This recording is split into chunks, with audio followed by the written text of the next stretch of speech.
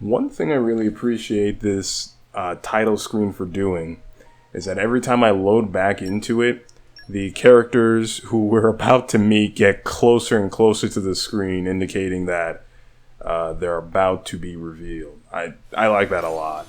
Oh yeah, I wanted to talk about this. I'm really happy that this actually stayed from when I last saved. This rain, well, is a little bit different from rain necessarily, but I really like that.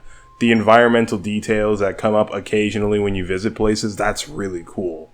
So, from where I last left off, I did a bit of grinding on screen, but I wasn't talking over it. I got just about every main named unique blade there. That's what I was looking for, to their third stage, with the exception of Gorg.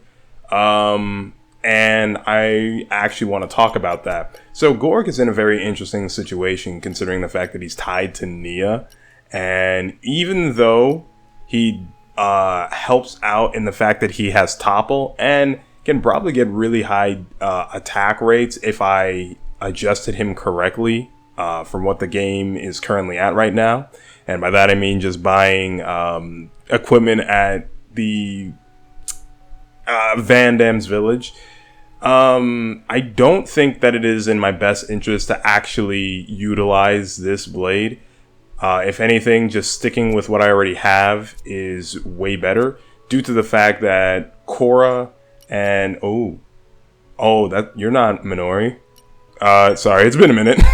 But Korra and Minori, just in general, work really well together, considering that they, benefit the whole of getting a lightning stat based attack in there, in which case Dromar can finish it off with a level 3. And that's really cool. And it is interesting that, despite all these, pretty faces and big names and all that, that at the end of the day, it actually is... strategy is way more important in the long haul. I didn't really get a chance to dive into it in the side quest that I was doing. Excuse me.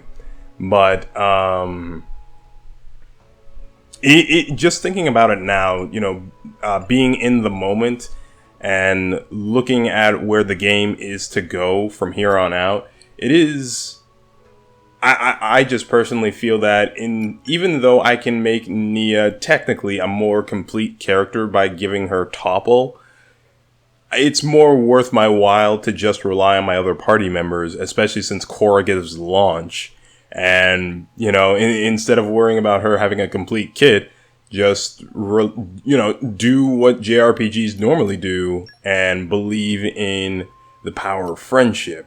I didn't really change too much on the main party's loadout. I did change Rex's though, personally, because, Tora really has a lot of health.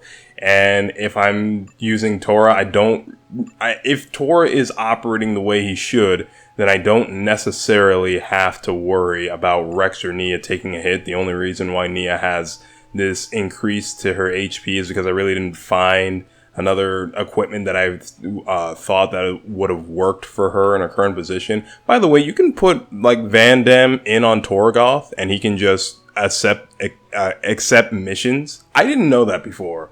Or maybe I did. Maybe I tried it for a hot minute and then forgot. But that was a really interesting thing that was happening.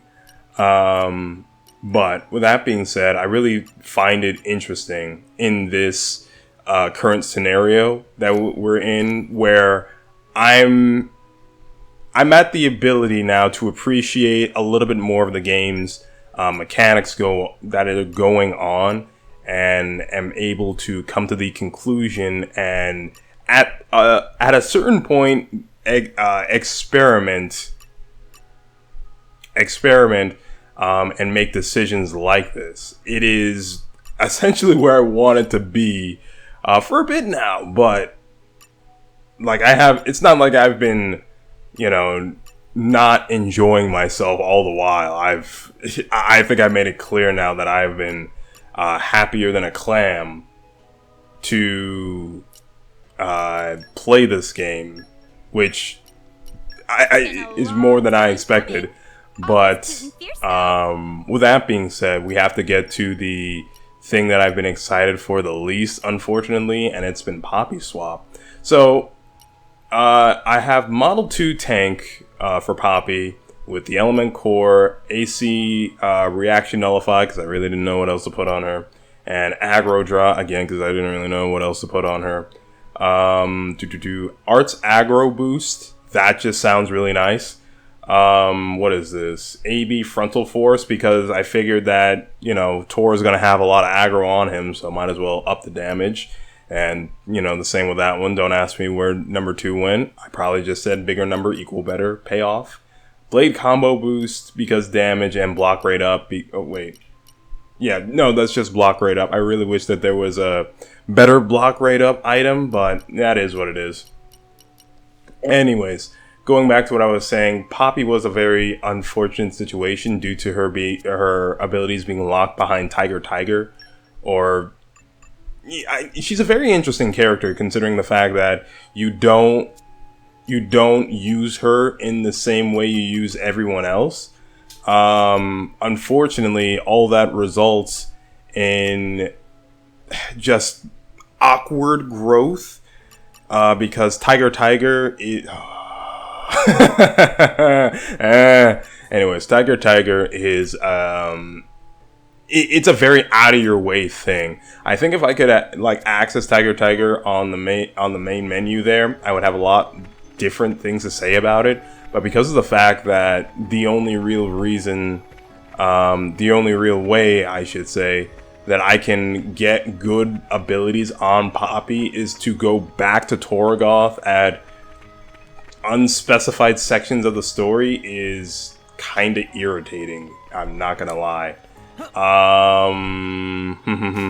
Yeah, and there's also the fact that Tiger is just, I don't think it's a really fun game. And this is a very interesting thing that I can say about a lot of video games, especially ones from back in the day, that I call on the power of water. Alright, let's see. So, it's the fact that, I really hope Gorg has water mastery. It would be a shame if he didn't. Got it. It's the fact that they want to put in multiple systems that don't necessarily go together. Gorg does not have water mastery. Why?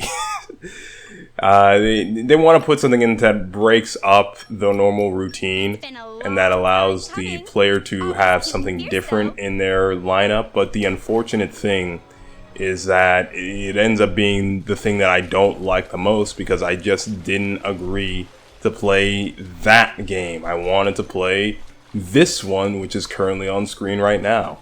And I don't know. It's just interesting.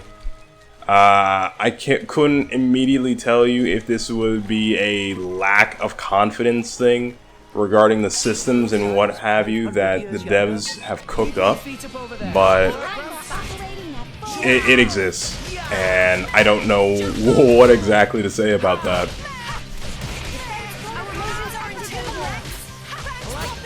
So, on the topic of what's the word I'm looking for? I mentioned before, at least I think I mentioned before, it's been a little bit, about non-linear thinking when it comes to video games, and how I was looking specifically at Xenoblade Chronicles 2 to see the various things that I missed in my initial playthrough. I actually had a really interesting experience as of late. An opportunity to, for lack of a better term, engage in that. And that was through a series of tag-based fighting games. Now, to give a little bit of context, I'm not the biggest the biggest guy when it comes to tag fighters. Personally, I like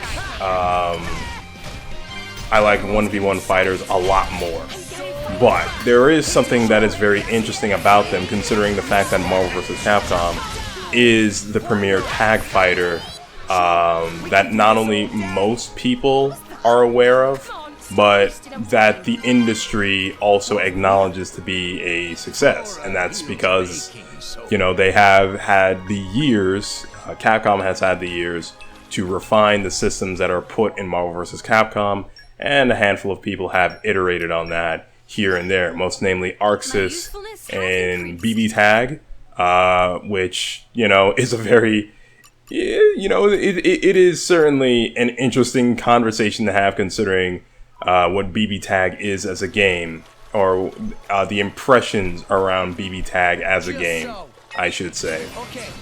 So, with that in mind, it is very interesting to me seeing even though I haven't spent a lot of time in Marvel vs. Capcom, seeing that skill that I've built up with the game transfer over into other things.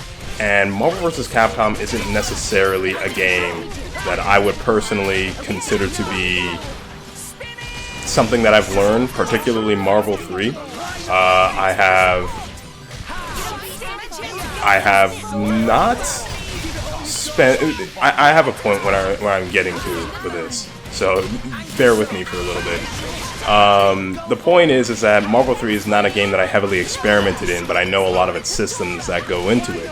And so, in a wake, for lack of a better term, of fighting games that are coming out now, all of them having a tag-based influence, it's very interesting now to look back at the experiences I've had with Marvel vs. Capcom and watch that transfer over, and, you know, see myself now asking a bunch of questions that in the past I would never have asked.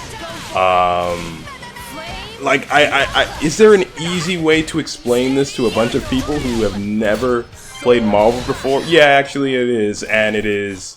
I think I can actually explain it really well in Xenoblade, and it's basically just looking at where characters go in terms of, you know, placement. Who's the topple guy? Who's the break girl? Who has launch and things of that nature, or days, or whatever thing that you're looking to hit, right? That is the simplest way that I can explain it, and in and of itself for Xenoblade, it's a very simple system going on, but it is something that you have to respect, and I learned that the hard way last time when I just wasn't paying attention to my load up and almost lost in a tutorial fight, because that's how important the system is of this game. With that being said, being able to look at those tag fighters, which are now based off of Marvel vs. Capcom, and like see the code, for lack of a better term, see the potentiality that they have, is like it is a level of growth that is extremely interesting to me, that can happen from just playing a game, and at that, playing a game that is made with another title in mind, so to speak. Like, okay, so to give an example, because I've been talking around it a lot, Hunter x Hunter Nen Impact is a game that is obviously inspired by Marvel vs. Capcom 3, and in that inspiration comes a lot of systems that are taken from it. One of the most notable things being the hard knockdown system and the ground-bound system. So the general rule of thumb in Marvel vs. Capcom is that you have infinite hard knockdowns, meaning attacks that can cause a hard knockdown, which is a state in which the opponent is just on the ground and not moving. It looks like the combo is over, but in actuality, it is a state where you, as the player, can still combo the opponent if you know which moves to use. So the interesting part about this is that you would probably think that you only have a handful of, well, they're known as OTG moves on the ground, or they hit off the ground, I should say. You would assume that you only have a handful of them, but if you played enough Marvel vs. Capcom, you would know that you actually have a near infinite amount of OTGs. It's not actually infinite. It's probably like 4 or 5, but for the purposes of the combo, the opponent will probably be dead by the time you hit 4 or 5 of those OTGs. So it doesn't really matter. It doesn't really matter how limited they are. With that being said, taking that knowledge and applying it into Hunter x Hunter and then Impact was a really interesting situation, because it just allowed me to run into the game with a lot more ease. And I was able to pull things off on day one that, I'm not going to say that nobody else did. People very much did. People broke that game in two, and it's only a demo, which is very interesting. But, having the ability to do that, having the knowledge and being able to, for lack of a better term, see the code and see, where exactly all this stuff lies is really interesting to me, and it's a really cool thing. It's just cool to me. And in saying that, to tie it all back to Xenoblade Chronicles 2, or just Xenoblade in general, while playing this game, what the heck was that?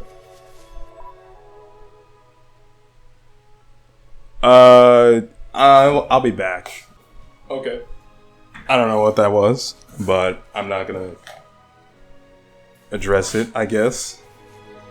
So with that being said, being able to see that with Xenoblade and in the conversation with Gorg, I can have a more complete set. This has been something that has been available since Xenoblade 2, having the ability to have every character just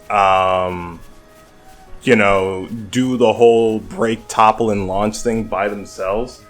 But the question is how it relates in terms of the party as a whole. And I think that in and of itself is very interesting. And it seems like I'm going to have to take a small break here. Okay, and we're back. So, with that being said, there's a lot of noise happening outside, but that's okay. So with that being said, what was I talking about again? Right. So you had the ability to use break, topple, and all these things on one particular member of the party. And right now, Nia does have that ability. But the main thing that I wanted to keep in mind with this is the synergy that the entire party has with one another. Because while that is a thing that you can do, and maybe somebody has done a solo character run of Xenoblade Chronicles 2, it's important to consider everything, the whole, in what makes a game good, what makes you good for a particular battle style, as well as the potential synergy something has with the other mechanics going on. In this case, going back to what I mentioned between Rex and Nia having two electric styles, which helps more the party out and takes the weight off of Nia, that she doesn't have to finish a combo by herself, while Gorg, at this point in time, acts as a win-more situation, because I don't have... because it only helps with what Nia is trying to accomplish, and no other member of the party can interact with her water stuff.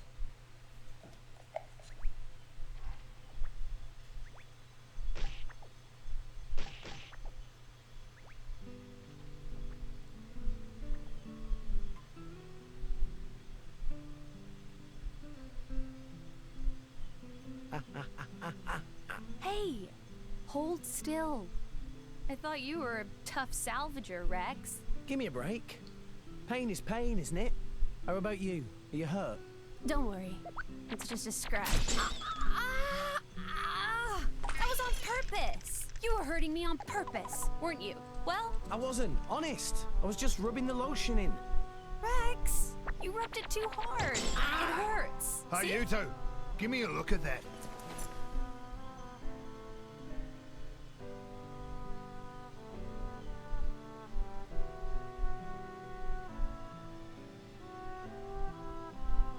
What is this? Haven't seen this before. Don't know why a blade would be stuck with a bunch of wounds. And they're exactly the same as Rex's.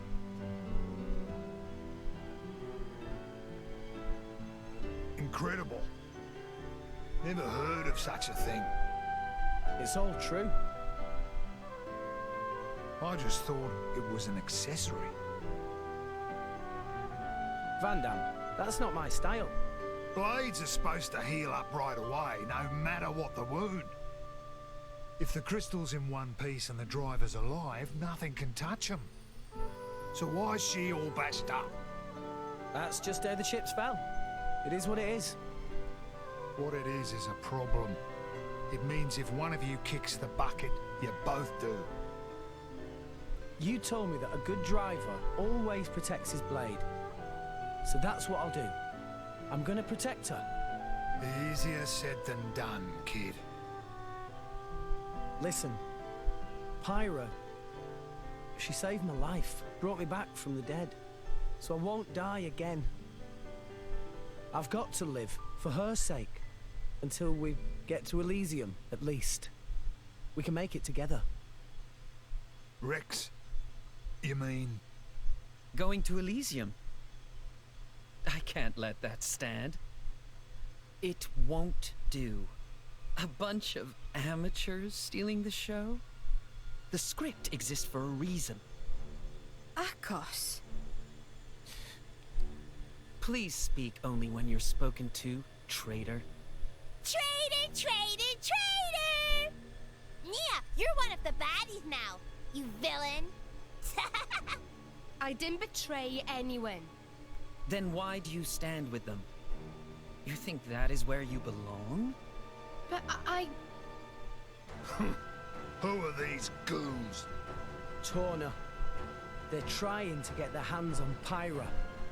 Torna? Akhos, just tell us what you're here for. Well, the Aegis, of course. I just had to come and see the leading lady with my own eyes. Jin put you up to this. Well deduced. Oh, by the way, his orders were to deal with you in whatever manner I see fit. So, you know what that means. He wouldn't. You're lying. Why the surprise? Did you think he would still care about you? Oh, to live in your reality. Ow! Well, well. Your part in this play is coming to an end. So, time for you to shuffle off the stage. What's wrong? I know the name Torna. They've taken the lives of too many drivers, including some of my crew, good people. Rumor says it's because they're collecting core crystals. So, if this Akhos is one of them... You! Zuo! Get everyone out of the village! Yes, sir. You ready? Ready. Got it. Thanks for this. No problem. It'll be tough. His blade's Obrona. She can manipulate the ether in the air. It lets him counter elemental attacks by generating fields for the opposing element. Finally! A decent opponent for a change. Let's go! You better believe I forgot that this track was a thing. Oh, okay. It's time that you learn how... Oh, here we go. How to take your teamwork to the next level, introducing chain attacks, a way for your whole party to deal with massive damage to the enemy. First, let's take a look at the party gauge. We may have We may have touched it on this before, but it has more uses than just getting your allies back on their feet. When all 3 sections of the party gauge are fully charged, you're ready to launch a chain attack by pressing the plus button. During a chain attack, each of your party members in turn can choose one of their currently engaged blades to perform a special with. For example, Rex might choose a special with Pyra, then Nia to do something with Dromark, and finally Tora with Poppy. Once everyone's had a turn, that's a single round. What's more, during a chain attack, you have the opportunity to destroy the unhelpful element orbs that attach to your enemies when using specials. If you use a special with an opposing element against the element orb, it'll be easier to smash, and you'll do massive damage if it does smash. So think carefully about the order in which you summon your blades and which specials you use. Then when you next start a chain attack, the party gauge will be replaced with a full burst gauge. Ooh, what's that? Burst gauge will fill up each time you smash an element orb, and when it's full, a full burst will initiate. And as you might have guessed, when a full burst initiates, your enemies will be on the wrong end of massive damage. Earlier I told you that you need to hit home with a level 3 blade combo to add to the element orb, but this time, let's just add a water orb to Akhos for free. I'll drop you a little hint so you can smash the orb. You're better off striking it with a special that's the opposite element, which in this case is fire. Okay, I've maxed the party gauge for you, so try hitting a chain attack by yourself. Alright? So, I believe at this point we just have access to the whole combat system now. And in that case, Korra would be the best to go for this. Yep, burst, Poppy.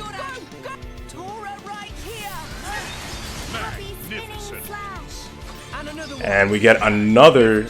Okay. Now we stick to Pyra. So every element orb I smash adds to the burst gauge.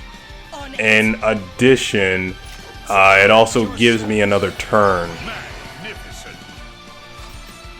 And oh, you gotta be kidding, Poppy. Alright. So right now Tora is at the biggest disadvantage that despite being my tank, he only has Poppy. I really hope that didn't count as me hitting him from the front, because I didn't really do anything about that.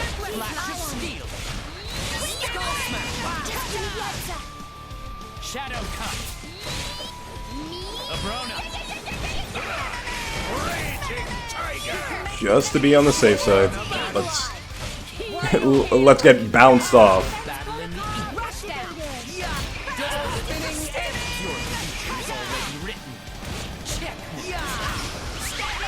Oh! You think you're clever? This is awkward. Make haste and retreat. Why not? You think you're clever? Obrona. So, I guess. So that would bring about an interesting conversation to have with these Xenoblade games, being, how do you say? Being their not side effects. What will you call them? Their effects in general. It like the stuff that I'll probably think of what to say after the cutscene, and we got shackled. Okay.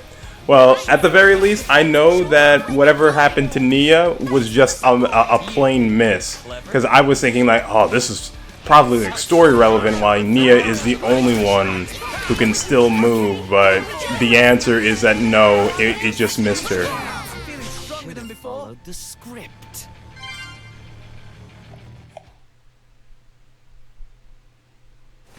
Such an honor, sharing a stage with the legendary Aegis! Huh? Why would the driver? It seems that they're taking each other's damage somehow. So that means that the Aegis is a mere mortal right now. In that case, a little more damage, and she'll be easy to deal with.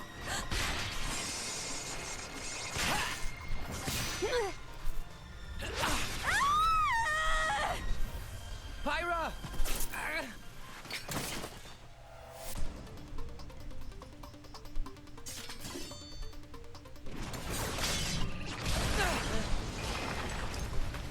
Kids these days, I swear, can't leave you alone for a minute. Could use a hand? Leave it to me. I'll take this dog down! Ah!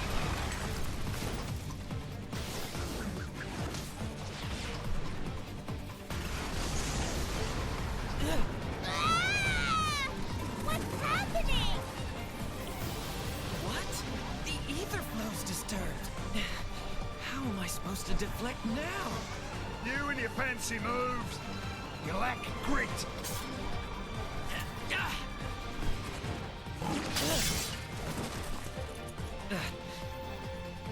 Just too many of these bit players. My interest has waned. Obrona, perhaps it's time for another tale.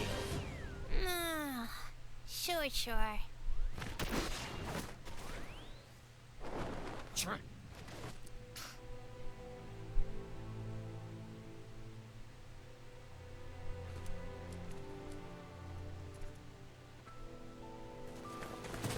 Pyra! Pyra!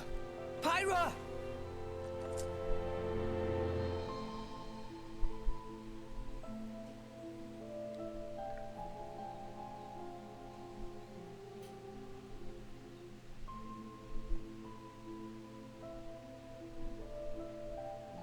How is she? She's not badly hurt. Dromark thinks she just needs rest. That's good to hear. Maybe. I used too much power again. Hey, Rex. Know what the difference is between me and that Akhos fella? Well, he's a bad guy, trying to get Pyra. And you're... not? Thanks for the vote of confidence, kid. What if I told you that we weren't that different? Huh? My crew at the village, we think we're fighting for justice. But a just fight? I'm telling you now, there's no such thing. What people call justice, it's just an excuse to fight. War is war. The more you stand up for yourself, the more people want to fight you. Before you know it, you're in a war. Listen, all I'm saying is, we've got our fight, and he's got his. But what he's doing is... Yeah, it's bad. But war ain't about right and wrong. Power. That's all it is. And power can take many different forms. It depends on the heart of its wielder. If we don't use our power, just because we're scared of it, we're done for. As for who's right and who's wrong, no one knows for sure. So all we can do is protect what's important. I think I understand. We all got our own war, kid.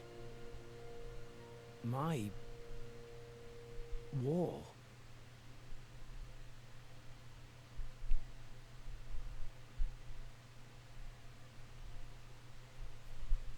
Good morning. Pyra! Feeling better? Yeah, I slept so much. Good. Glad to hear. Also, Nia's got something to talk to you about. She does? Yeah. Go ahead, Nia. Rex, I want you to come help me. Come where? To Van Dam. I need to tell him about my past with Akhos and all that lot. Ah, sure. If you'd like me to, I will. Thanks. Nia originally said she was going to go alone, but I said maybe it'd be better if you went along too. Maybe I should explain. Van Dam, he kind of scares me a bit. Haha, I get it. That's an interesting concept to, you know, the whole no just war thing. I mean, is it true? I can't say that it's false. So yeah, I guess so. So the interesting thing that I was trying to bring up was the fact that, you know, prepping for status effects. Personally, I'm of the belief that trying to do something like that isn't the smartest thing in the world, because, you know, I'm basically waiting for lightning to strike in those situations. And personally speaking, I just think that I can, in RPGs in general, it's better to build for a generic sense. It's better to build for generic situations than it is to plan for if lightning strikes. I think that's the best way I can possibly say it. Ignore me swapping back to Nia to Rex to Nia and Rex to Nia. I don't know what I'm saying anymore.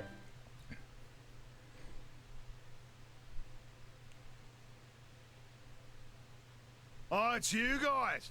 What got you out of bed so early? Nia? Thanks for yesterday. You saved our skins. That guy, Akhos, I mean.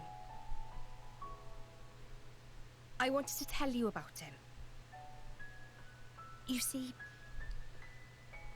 thing is, we used to be... Being a mercenary, you meet all kinds of different folks. Huh? Your country, family, money. People got plenty reasons to fight. Like fighting for a special girl. I see that a lot. Though not every girl has a strange crystal in her chest, eh? You mean Pyra? We're just... Nia, you're with these guys right now. That's what matters. But... aren't you... Anyway, Rex, weren't you saying you wanted to get to Elysium? Yeah. But we hit a snag. With a monster like that in the way, it's impossible. No guild ship's getting close to it without going down. Well, I've got an old mate in the Orion capital. Got a feeling he might know a way through. Really? Yeah. I gotta go there anyhow, so I could introduce you. Van Damme, thank you! Nah, it's destiny or something. Don't sweat it. Get your stuff together and meet me by the village entrance.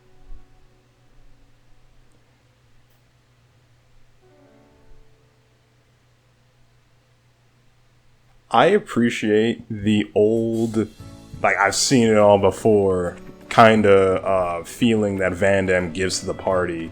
And that, you know, the assurance that to Nia, that she doesn't have to explain herself. It is what it is, you know? We've all been there, in some capacity, just hanging with the wrong crowd. I made tea for everyone. Help yourselves. Oh no, Pyra getting it completely wrong. Oh? Would you rather have something else, Tora? Oh no, that's not it. Tora just think that if Pyra going to do maid job, Pyra should be more... maybe... Matey? Tora, Pyra was kind enough to make tea. Can't you just be bloody grateful? Oh, Tora knows that, but also strive for perfection is important goal. Tora feel very strongly about this. Most important thing for maid is, knock on word is, blushy crushy. Yeah, Pyra's still quite lacking in that area. I'm lacking? But what on all rest is blushy crushy? It's, what every man looking for. If Pyra master art of blushy crushy, then all men fall at Pyra's feet. All men? Really? Yes. It is known fact. Listen, Pyra, there's no point paying attention to this little twerp. But is Pyra interested in essence of maidiness? Oh, I'm answering this from Pyra's perspective? Yes, and yes with an asterisk. Oh, man. Why isn't there a third option? And it'd be yes with 2 asterisks. This one. If you think Rex would like that. Rex is boy, so he definitely not immune to the charms of blushy crushy.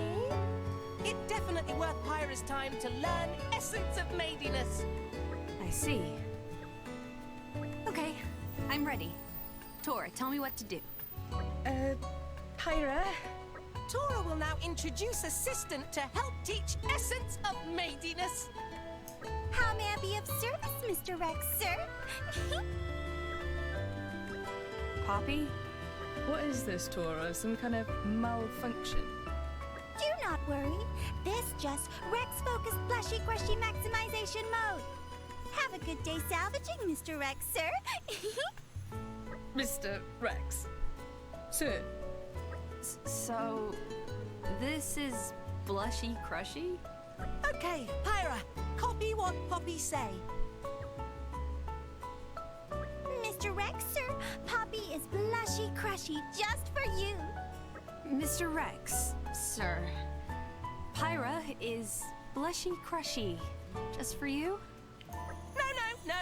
Rex will never fall at Pyra's feet with such low level blushy crushy. Try again, from top. Mr. Rex, sir. Pyra is blushy crushy. Just for you. Not there yet. I give up. I can't watch this anymore. You couldn't hear it. But I did. The mental damage that gave me. Well, I'm not damaged, but I don't know, man. What do I say to that? It's the secondhand embarrassment. There you go. Oh.